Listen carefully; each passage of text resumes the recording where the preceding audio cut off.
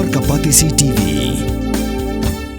Together we achieve, together we can fly, reaching for the sky. Ïakhun University, Meghalaya.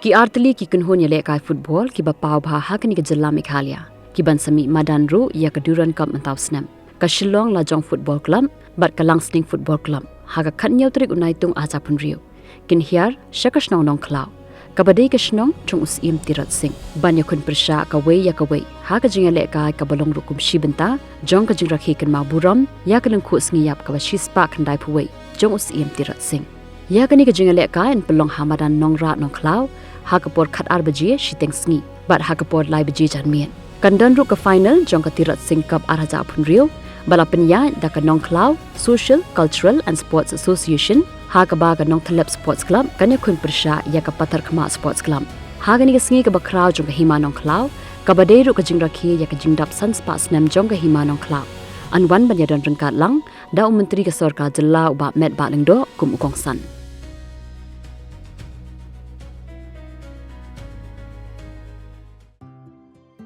Mornings are always busy. Everything feels fast. I hear mom shouting and I'm trying not to be late. Outside, Shillong is already awake. Cars move slowly, horns are loud. It feels like everyone is in a hurry.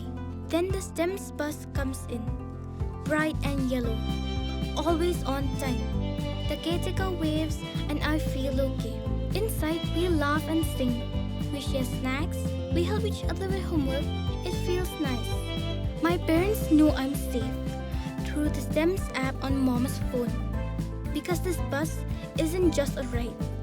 It takes us to school with friends and a little bit of hope. This is STEM's, our ride, our future.